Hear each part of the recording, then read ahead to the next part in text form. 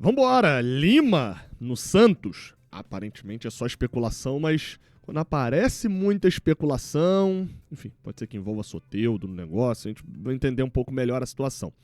Guilherme Arana, sabe aquele meme do Tropa de Elite? O morro tá muito quieto? Pois é, vamos falar sobre a situação de Guilherme Arana aqui também. A gente fala sobre a reviravolta, no caso do Kaique Almeida, e também relacionado à situação do Igor Rabelo, que aparentemente vai se apresentar antes. Roda a vinheta e giro de notícias.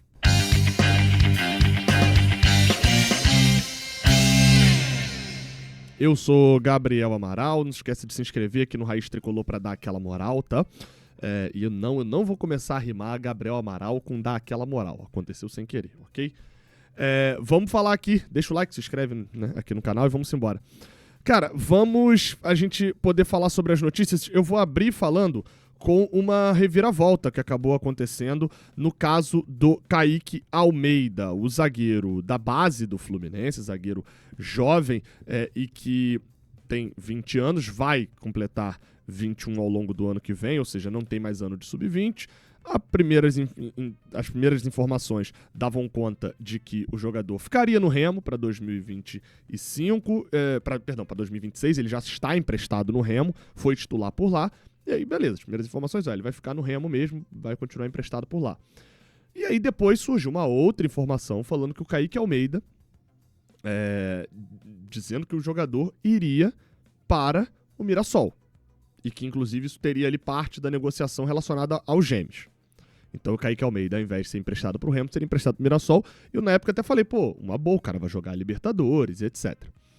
Só que hoje, uma informação publicada pelo Nelson Torres, um radialista lá do Pará, na manhã já dizia que o zagueiro Kaique iria manter a palavra de renovação com o Remo, mas dependia do Fluminense que estava pretendendo emprestar para o Mirassol. Opa, peraí. Aí, o GE. Globo, numa matéria da galera lá de Mirassol, do Arcílio Neto e do Marcelo Neves, que cobre o Fluminense, disse que o Kaique Almeida do Fluminense, vou até botar aí na tela, porque tem uma palavra que me assustou de início. O Kaique Almeida do Fluminense desistiu de ir para o Mirassol. E aí dizia aqui que o Kaique Almeida não jogará no Mirassol, o Fluminense havia emprestado o zagueiro para o time amarelo, e ele deveria se apresentar no interior de São Paulo no último fim de semana, só que o defensor, porém, mudou de ideia e não apareceu na cidade paulista. Quando isso daqui chamou atenção, e diz aqui que o negócio estava acertado e faltava só a assinatura de contrato, que só aconteceria depois dos exames médicos, me chamou a atenção que eu falei, peraí, como assim o negócio está acertado e o malandro não vai para Mirassol, dá um bolo nos caras? Isso daí, somado a uma situação, por exemplo, como foi o caso dele ir lá para o Watford, comprado por €1 milhão, passar praticamente 6 meses e voltar de graça, falei, cara, tem alguma coisa aí. Fui tentar entender. A princípio, eu vou ser sincero aqui com vocês. Eu fui achando que ia ouvir, cara, indisciplina, o cara se encheu a cara e não foi. Sei lá, achei que eu ouvi alguma história desse tipo. Mas é uma história mais de bastidores. O que eu apurei? Informação aqui do porquê que o Kaique Almeida deve mesmo ir pro Remo, tá? Do destino dele deve mesmo ser o Remo. Essa é a parada. Os empresários de fato do Kaique é uma empresa. Vamos chamar aqui de empresa A. Tá? Vocês não conhecem tantas empresas, então não tem muito porquê. A empresa A, tá? Que é a empresa que representa o Kaique, que são os representantes do Kaique, tem a representação oficial, normalmente é ela que negocia para onde vai, e era com eles que o Remo tinha negociado, tá? O empréstimo do Kaique. Mas existe uma outra empresa que de vez em quando também agenciava ali uma transferência a outra, intermediava uma transferência a outra do Kaique Almeida, e essa empresa chegou até eles uma proposta ali do Mirassol.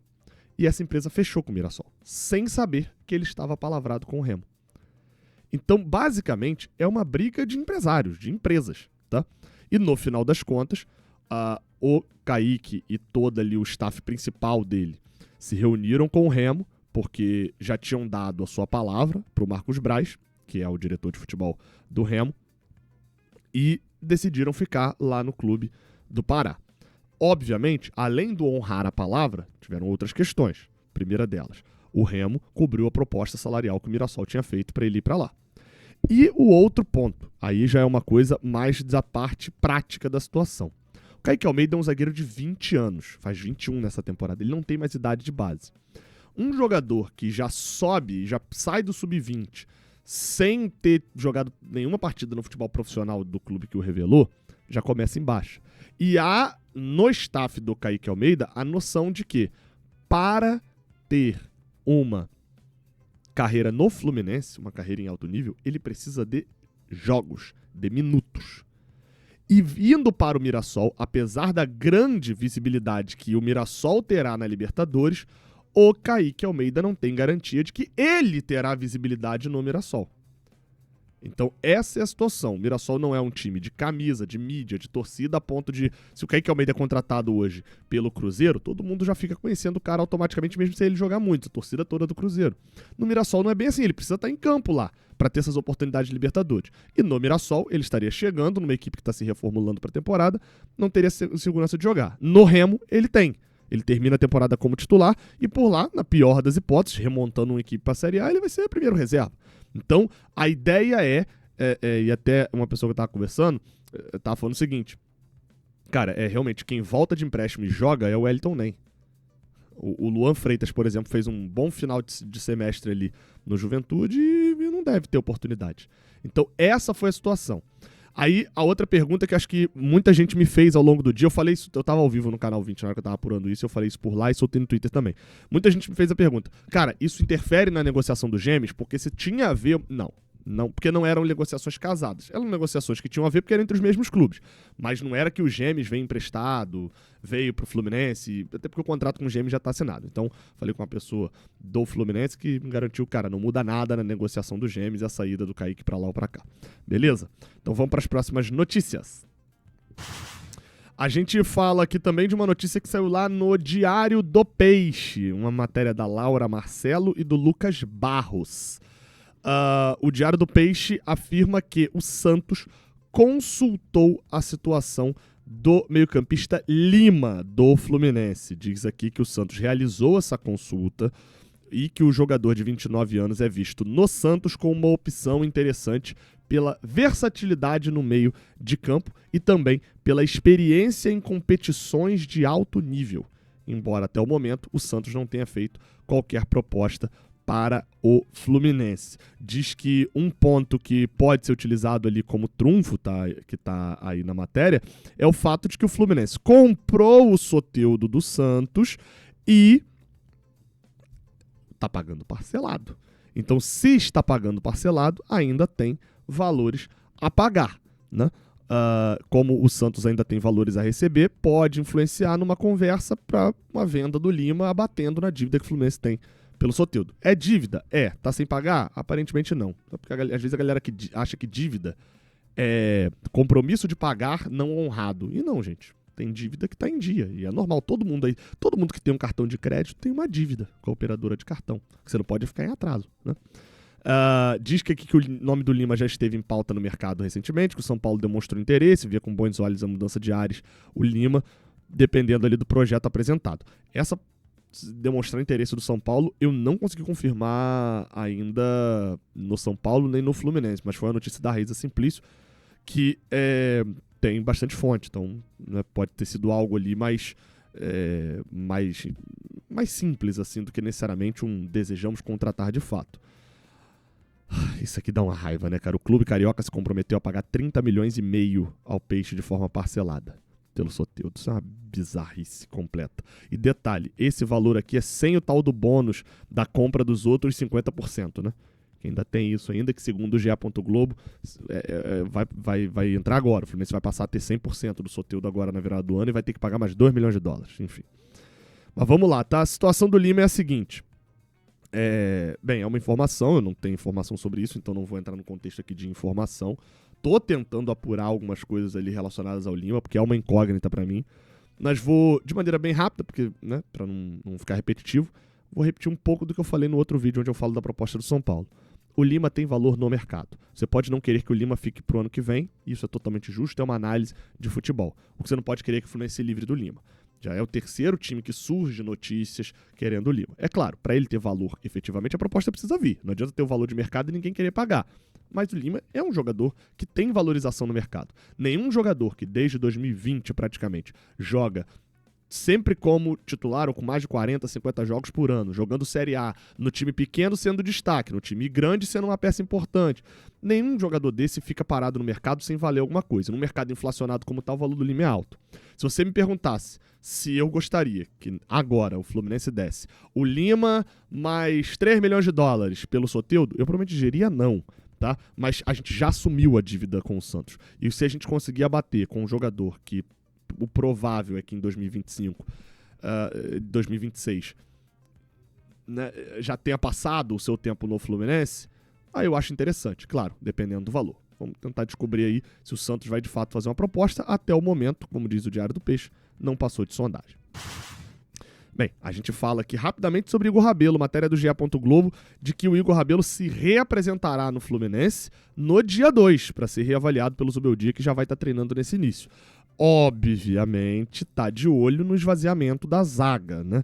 O Igor Rabelo vai se apresentar no dia 2 e se junta a nomes como Rubem Lescano, Santi Moreno e La Vega, que também tiveram baixa minutagem na última temporada e serão todos testados no estadual.